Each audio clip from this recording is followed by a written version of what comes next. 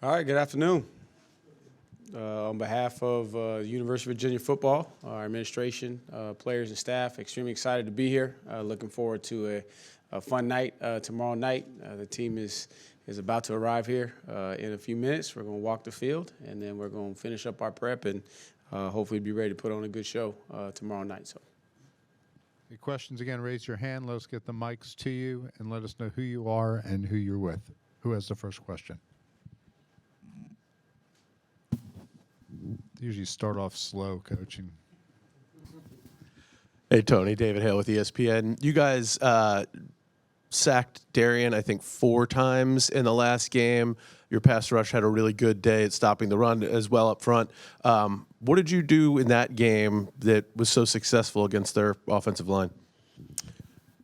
Good question, David. I think it started with the opening drive. We were able to keep their offense on the sideline for a good amount of time. It was a 15-play drive, and that obviously is never good for an offense when you're sitting on the sideline that long. And then the first play brought a little bit of pressure that forced them to step up. And I think from there it just bred confidence with the guys, and they continued to just be confident in the plan, and we're able to win some one-on-ones. Then I think the ability to stop the run helps you in defending the pass and getting a pass rush. But we also understand that it's not going to be that easy this go round. We're not assuming that we're going to have the same outcome. We understand that we're going to have to do a really good job because they have a really good offensive line. We were just able to make a few plays that day. Second row. Yeah, Preston Will at thesaber.com. Coach, been a while since we've gotten an injury update. Last time we saw Mikhail Boley, who's on crutches. Cam Ross had a hamstring. Any update on those guys? Yeah, so Cam looks pretty good. He'll be ready to roll. You know, Boley is going to give it his best shot. You know, anytime you're dealing with an ankle that's snagging, but he was able to get some work in practice this week. So we anticipate that both of those guys will be available and ready to go, and then it'll be more of a how they feel once they get into the game. To my right. Greg Medea, Daily Progress. Tony, you guys had that string of games during the middle of the season that were down to the wire, the double overtime game against Florida State, the overtime game against Louisville.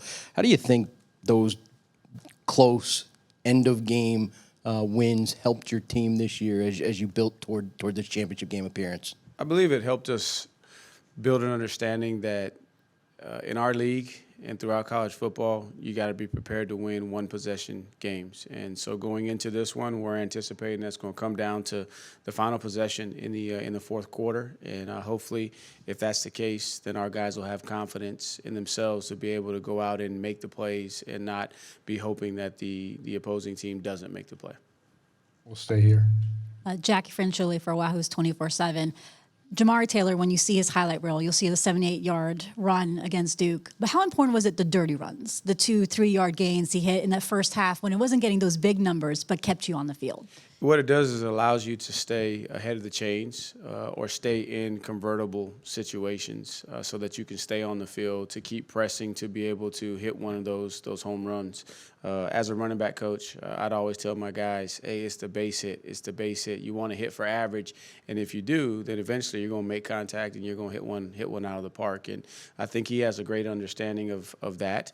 But those dirty runs are what allow you to move the chains to get yourself into field positions that may be more advantageous for you to get a favorable call to create an explosive play in the run game. Yeah, Kip Coons, Press Box View. Tony, it's not lost on Virginia fans that there's a doubleheader here tomorrow with the basketball team playing at noon.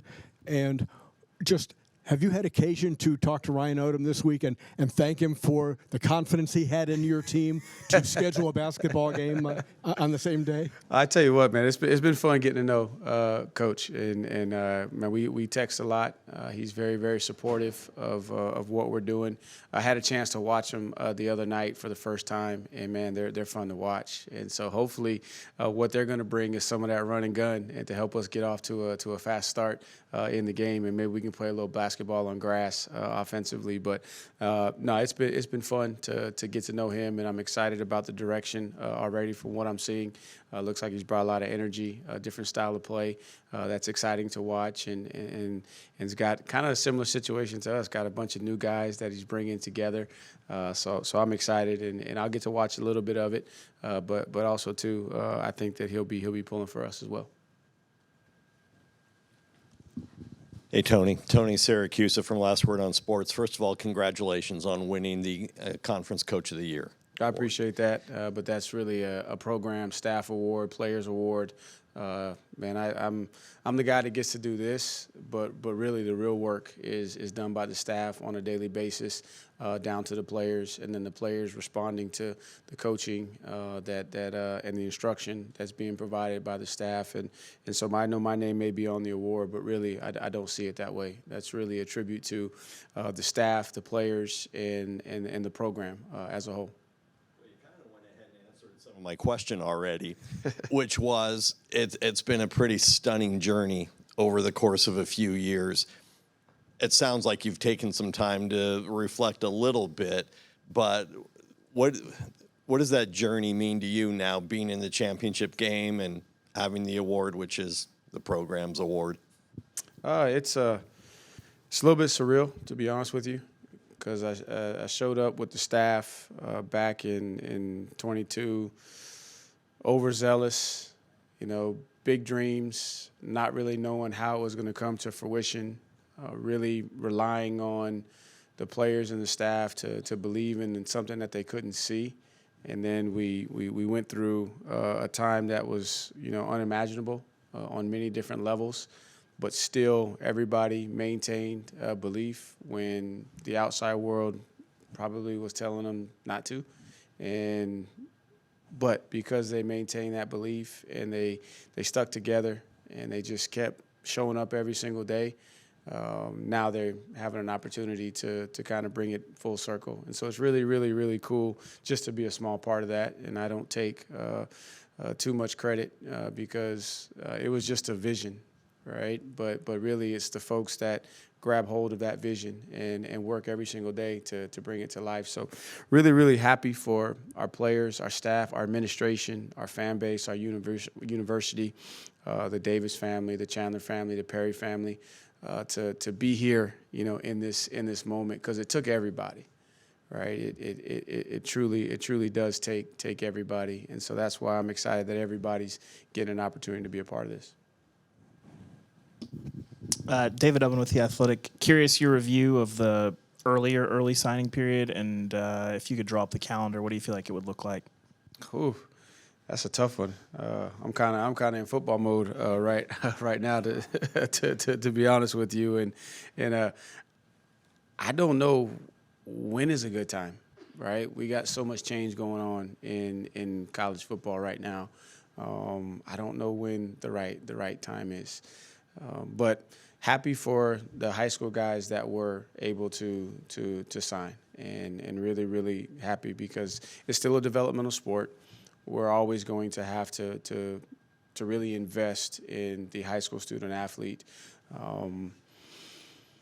Also, my heart hurts a little bit too because I know with the transfer portal and clock extensions and things of that nature, some guys aren't being able to sign in this early signing period, and so I don't know the answer to the question. Truth be told, I've gotten to a place to where I'm not trying to figure it out. I'm just, whatever you say, this is what we're doing these 6 months, this is what we're doing these 6 months, and then just trying to do the best that I possibly can based off of the things that I hold true from a core value standpoint. So I know that's probably not the answer that you were looking for, but like I really stopped trying to figure it out, because the moment you feel like you're making a little bit of progress, then something changes. And then I also have enough understanding to know that I'm not in the room with the decision makers. I don't have all of the information. I've learned that over the last couple of years as a head coach. When I was an assistant, I thought I knew, what the head coach should be doing, but I had no idea, right? So I don't know all of the strings attached for the decision makers. But I do know that stability is key, right? But times are changing, and we just got to figure out how to adapt and what is right. But I don't know what's right because there's so many different components, and it's very complex. Obviously, going through the unimaginable and the way that your first season ended, when you look back on that now, how do you feel like that changed you as a person? Oh, that's great. That's a great question. I'm a better father, better husband because of it. My faith is stronger than it was. Got a lot more empathy, a lot more sensitivity, more humility, and understanding that I don't have all the answers, and my way is not the only way or necessarily the right way. It's made me a better coach, a better boss. I mean, it's just made me better all the way around. And now there's a lot of pain involved in order to get to that place. But I also know that the good Lord doesn't make mistakes. And while it was very difficult for everybody, and it's not something that anybody would sign up for, it's what he had in store for us to get to a moment or an opportunity like this. You know, had we not gone through that, then we might not be here today. And it's but you never know that on the front end. So I'll just say that I'm grateful for the experience, as hard as it is. And I know that my experience is different than everybody else's experience, and each person's got to go through that, and they have to and it has a different timetable for everybody. I wish it wasn't as hard for the Perry, Davis, and Chandler families. Like I really do wish there was another way, but also too I know that I serve a faithful God, that it happened according to his plan, and every day I wake up I'm just trying to not lose sight of that, because we can get back in the flow of life, and then things like this start happening, and you can get to the good times and you can quickly forget some of the hard times, and then that's when you got to be humbled. And so I try to make sure that I stay in a space where, man, I'm grateful, I'm humble, I'm appreciative, I'm enjoying, I'm present in the moment. That's another thing that's changed. I'm a lot more present in the moment than I was, prior to everything that happened. Andrea Adelson with ESPN. Tony, you won the first matchup. You're the favorite in this game. You're the ranked team. Does it feel like there's a lot of pressure on Virginia to win, particularly knowing a Virginia win would lock up a CFP spot for the ACC? That's those are the things that I've talked to the guys about, but not from the perspective of pressure.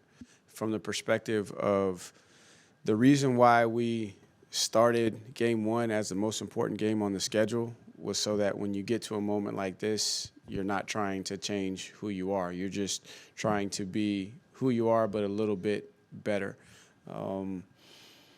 We talk about this pressure is a privilege, so we look at it as a privilege. We've taken the approach that we wanted to take control of our own destiny.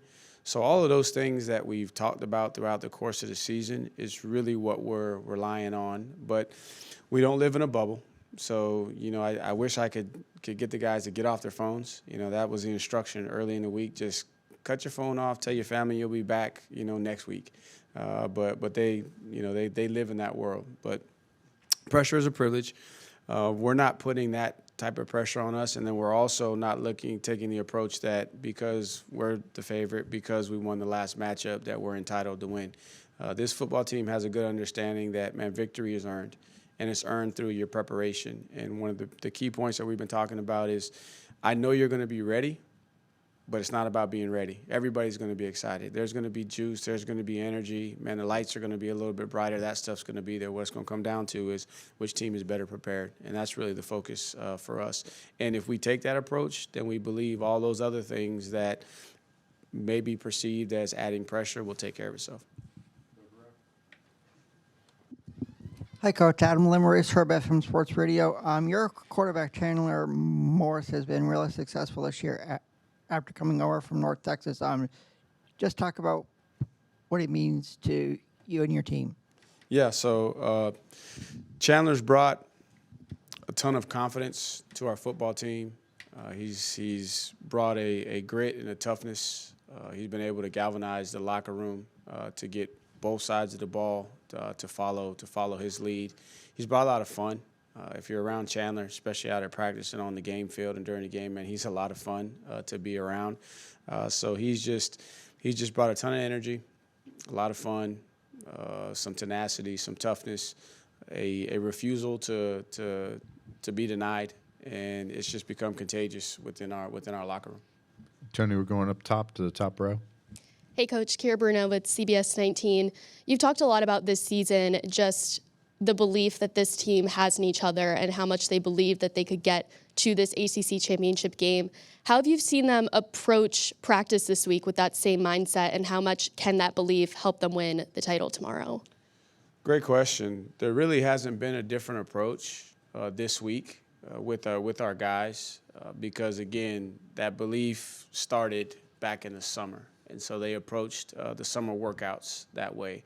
And they've just been consistent, week in and week out. This has been an extremely fun team to be around because they show up every single day, right? I've been around teams where you got to pull teeth a little bit to get them going. Some Tuesday, it's a work day. Now these guys, they just show up.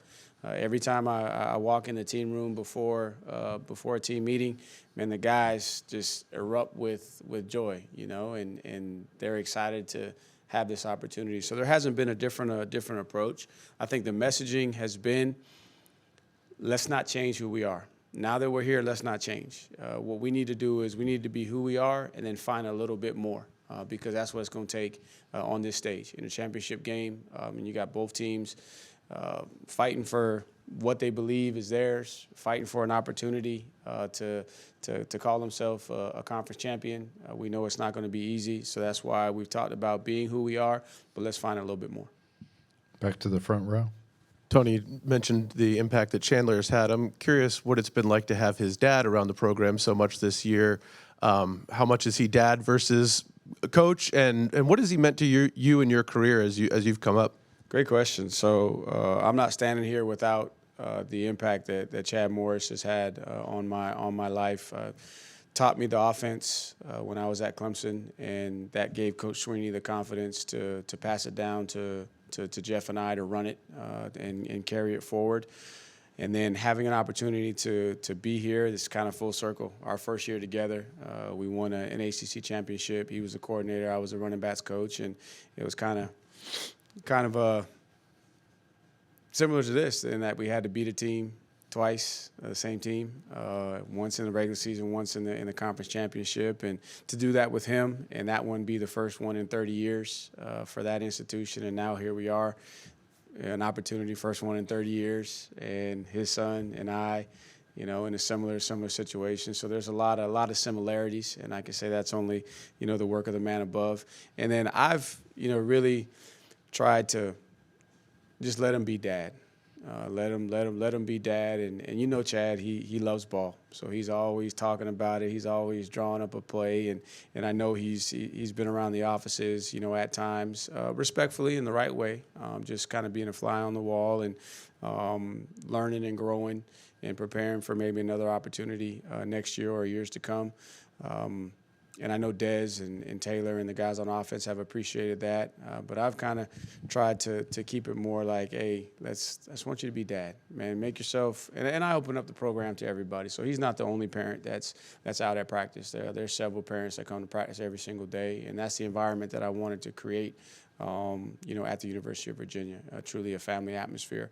But it's cool to see him around, and you can tell, man, he's enjoying it. I know it's hard for him to watch the games. He has to go sit up in the top rows.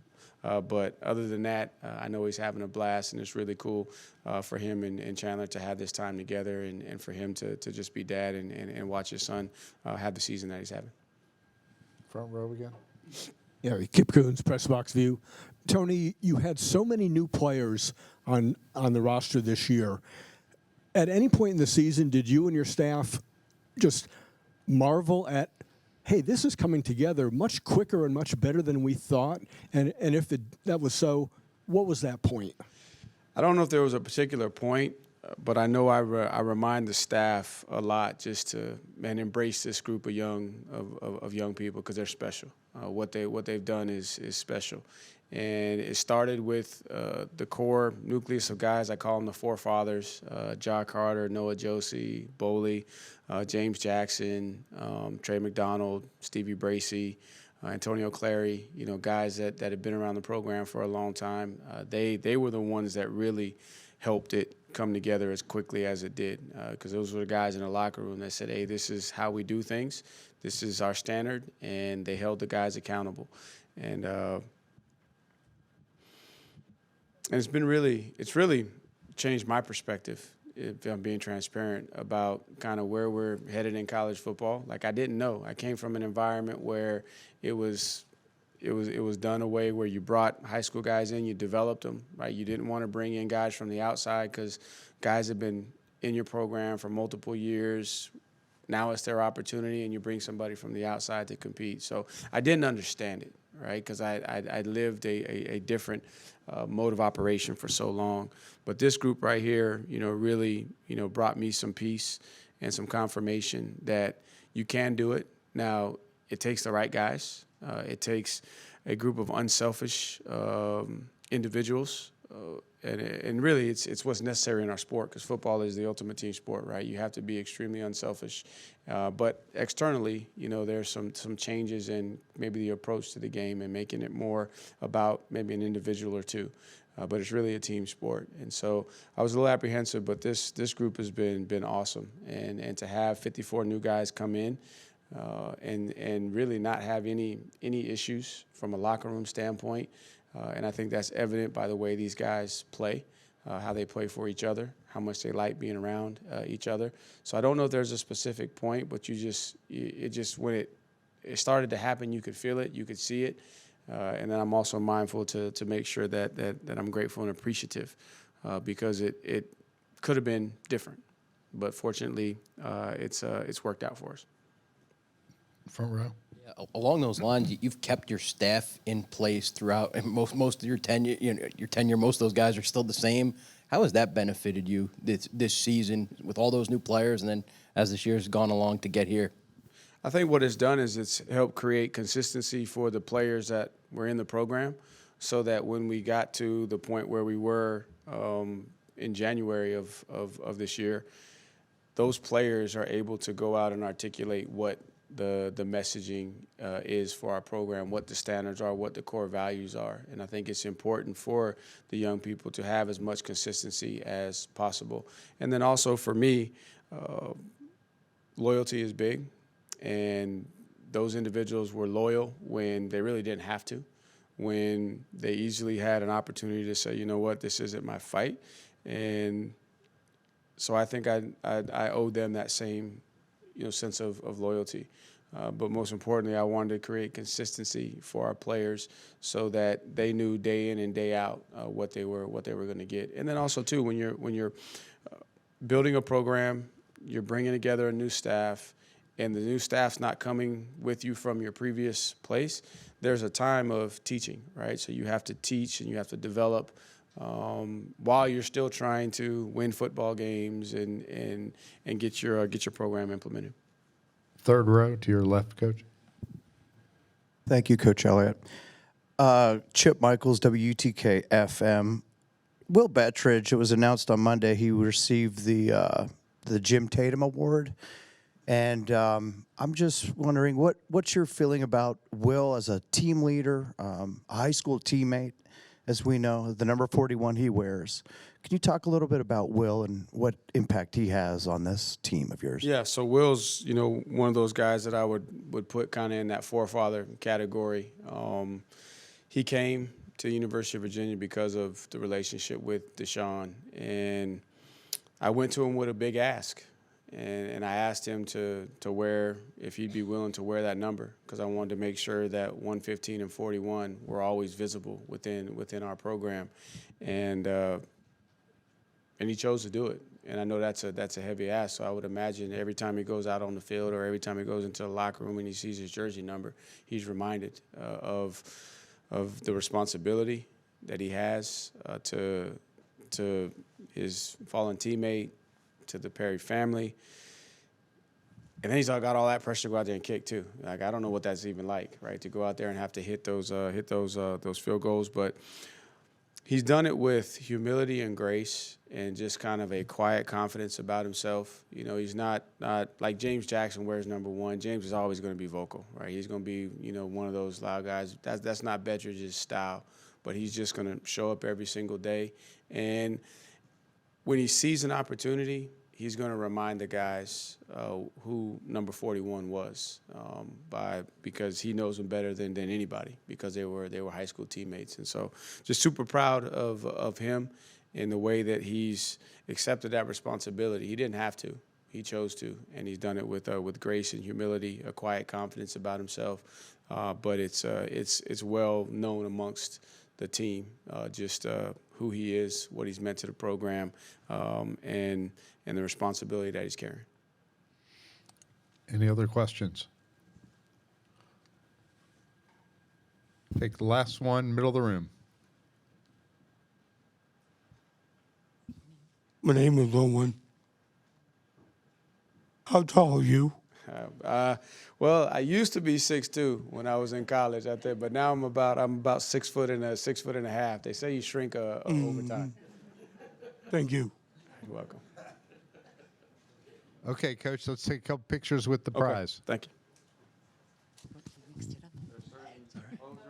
New changes. Whatever feels comfortable.